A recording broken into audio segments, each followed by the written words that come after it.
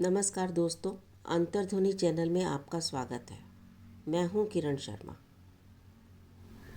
श्याम तेरा ही सहारा, हारे का सहारा खाटू श्याम हमारा, कलयुग का दातार जय श्री श्याम, शीश के दानी की जय हो, जय खाटू श्याम की। आज संपूर्ण वातावरण इन्हीं जयकारों से गुंजायमान है। चारों तरफ यही ध्वनि सुनाई पड़ रही है। भक्तों पर अनुग्रह तथा प्राणियों के उद्धार के लिए ढूंढारी क्षेत्र के खाटू स्थान को भगवान श्री कृष्ण ने अपना लिया, विशेष रूप से समस्त भक्तों की कामना पूर्ण करने के लिए। श्री कृष्ण की शालिग्राम मूर्ति के रूप में श्री श्याम जी का खाटू में समागम हुआ। श्री श्याम देव राजस्थान के अति प्रसिद्ध देवता हैं और लाखों घरों के कुलदेव व इष्ट देव हैं। स्कंद पुराण तथा भारत सार में श्री श्याम जी के पौराणिक आख्यान उपलब्ध हैं। साथ ही साथ भक्तों की मान्यता के अनुसार अनेक कथाएं भी प्रचलित हैं। महाभारत काल में ये भीमसेन के पौत्र तथा घटोत्कच के पुत्र थे। पांडव पक्ष के ये अत्यंत महारथी वीर थे। इनका नाम था बर्बरीक। महाभारत संग्राम के समय ये 3 बाण लेकर पहुँचे थे और इनकी विपक्षी दल अर्थात कौरवों से अकेले ही युद्ध करने की इच्छा थी। अन्य राजाओं के समक्ष उनका संदेह दूर करने के लिए भगवान श्री कृष्ण ने इनसे पूछा कि आप केवल 3 बाण लेकर इस महासमर में उपस्थित हुए हैं और विपक्षी दल को अकेले ही परास्त करना चाहते हैं। यह तो बहुत आश्चर्य की बात है। इसके उत्तर में वीर बर्बरीक ने कहा कि हे भगवान, मैं एक ही बाण से त्रिलोकी का नाश कर सकता हूँ, 2 बाण तो मेरे पास अधिक हैं। तब भगवान ने उन्हें एक वृक्ष के समस्त पत्तों को एक ही बाण से वेदने के लिए कहा और एक पत्ता उन्होंने अपने पैर के नीचे दबा लिया।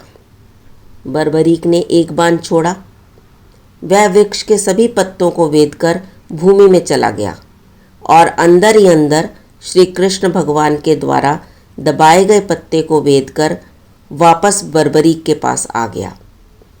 यह चमत्कार वहाँ उपस्थित सभी लोगों ने अर्थात अन्य राजाओं ने भी देखा। युद्ध में इनके द्वारा कौरवों की हार होने पर भी पांडवों की सेना का भार वैसा ही बना रहेगा अथवा नहीं, यह सोचकर श्री कृष्ण भगवान ने बर्बरीक से कहा कि रणभूमि के पूजन के लिए वीर बलि की आवश्यकता है, इसलिए मैं आपसे आपके शीश को ही मांगता हूँ। बर्बरीक यह सुनकर जरा भी विचलित नहीं हुए और सहर्षि उन्होंने अपना सर काटकर भगवान को अर्पित कर दिया। बस केवल महाभारत के युद्ध को देखने की इच्छा जताई। श्री कृष्ण ने प्रेम से बर्बरीक के सिर को संजीवित किया और उनके निर्विकार दान एवं वीरता पर प्रसन्न होकर वरदान दिया कि तुम कलयुग में मेरे नाम से पूजित होकर भक्तों की मनोकामना पूर्ण करोगे। ऐसा वर देकर बर्बरीक के सर को एक पर्वत शिखर पर रख दिया गया, जहाँ से वह युद्ध देख सके। दूसरे दिन अर्थात त्रयोदशी तिथि से युद्ध आरंभ हुआ, जिसमें पांडवों की जीत हुई। युद्ध के अंत में श्री कृष्ण ने बर्बरीक के यथार्थ वचनों द्वारा पांडवों के मिथ्या गर्व को दूर कर अपनी ज्योति से उनकी ज्योति को मिलाकर महावीर व शीश के दानी को अपने स्वरूप में एकाकार कर लिया और उन्हें श्याम नाम दिया। श्री श्याम देव का प्रसिद्ध धाम पवित्र तीर्थस्थल राजस्थान के शेखावाटी मंडल के अंतर्गत सीकर जिले के खाटू गांव में स्थित है। खाटू गांव में श्री श्याम मंदिर है, जिसके कारण यह गांव खाटू श्याम जी के नाम से प्रसिद्ध है। राजस्थान सरकार द्वारा 1971 ईस्वी में प्रकाशित सीकर के डिस्ट्रिक्ट गैजेटियर में लिखा है कि इस मंदिर के निर्माण और स्थापना के विषय में कोई निश्चित तिथि और संवत ज्ञात नहीं है, लेकिन स्थानीय लोगों में यह प्रचलित है कि जहाँ इस समय श्याम कुंड है उस स्थान पर खंडेले के राजा की गायें प्रतिदिन जाती थी और वहाँ आने पर उसके थन से अपने आप दूध निकलता था। यह सबके लिए हैरानी की बात थी। इसलिए उन सब ने मिलकर राजा से यह दृश्य देखने के लिए निवेदन किया। राजा ने भी यह निवेदन स्वीकार कर लिया। लेकिन उसी रात राजा को स्वप्न आया कि राजन, जहाँ गाय का दूध नित्य प्रति अपने आप गिरता है वहाँ मैं अंतर्हित हूँ। तुम मेरे शालग्राम शिला रूपी विग्रह को वहाँ से निकालकर शास्त्रों के अनुसार इसी स्थान के पास प्रतिष्ठापित कर दो। राजा प्रातःकाल उठे और कुछ विद्वानों के साथ उसी स्थान पर पहुँचे। वहाँ गाय के थन से अपने आप दूध निकलने का दृश्य स्वयं अपनी आँखों से देखकर राजा ने स्वप्न के आदेशानुसार शास्त्रीय विधि से भूमि पूजन करके खोदना प्रारंभ करवाया। वहाँ पर श्री श्याम का विग्रह, जो कि शालिग्राम शिला के रूप में था, उपलब्ध हुआ। राजा ने शास्त्रों के नियमानुसार उसकी प्रतिष्ठा करवाई। वर्तमान में वह श्री श्याम देवता का प्रधान मंदिर है, जहाँ मूर्ति उपलब्ध हुई वहाँ पानी भर आया, जो कि श्याम कुंड के नाम से प्रसिद्ध हुआ। भारत सार के लेखानुसार शुक्ल पक्ष की त्रयोदशी को महाभारत का संग्राम प्रारंभ हुआ था। इसके पहले दिन अर्थात द्वादशी को बर्बरीक को श्री कृष्ण का वरदान प्राप्त हुआ था।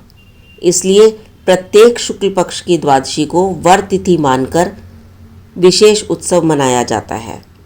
श्री श्याम जी की मुख्य तिथि द्वादशी मानने पर भी एकादशी को पूजन, जागरण आदि किया जाता है। इसमें कोई विरोधाभास नहीं है, क्योंकि वेदों के अनुसार मुख्य तिथि के पूर्व वाले दिन को उपवसत कहते हैं। उपवसत के दिन देवता मनुष्य के अत्यंत समीप आ जाते हैं तथा भक्त के घर में निवास करते हैं। उपवसत को रात्रि जागरण करने पर देवता अपने भक्त के लिए जागृत हो जाते हैं। इसलिए शुक्ल एकादशी के दिन भी श्री श्याम जी की पूजा अर्चना करने की परंपरा चली आ रही है।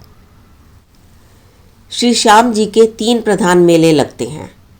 ज्येष्ठ शुक्ल द्वादशी, कार्तिक शुक्ल द्वादशी अर्थात वर प्राप्ति की तिथि, जो कि महाभारत युद्ध से एक दिन पहले की तिथि है, और तीसरा मेला फागुन शुक्ल द्वादशी को होता है। इन तीनों मेलों में भी ऋतु अनुकूल होने के कारण फागुन में विशेष मेला होता है। तो चलिए देखते हैं फागुन मेले की कुछ झलकियाँ।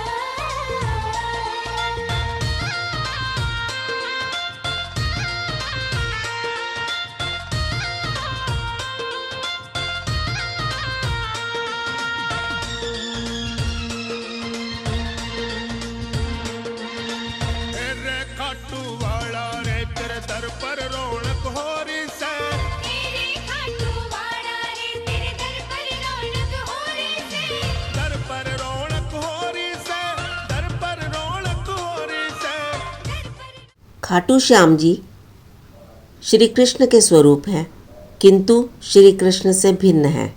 इसलिए इनकी लीला व वैभव का दिव्य धाम मथुरा, वृंदावन, द्वारका न होकर राजस्थान की पवित्र भूमि खाटू गांव है। स्वतंत्र सत्ता के कारण इनका रूप भी अलग है, जिसमें ये नीले घोड़े पर प्रौढ़ अवस्था में दिव्य मोहक राजाओं की वेशभूषा में वीरता के गुणों से परिपूर्ण वीर विग्रह के रूप में दिखाई देते हैं। जानकारी अच्छी लगी हो तो दोस्तों चैनल को सब्सक्राइब करना ना भूलें। लाइक व शेयर भी अवश्य करें। धन्यवाद।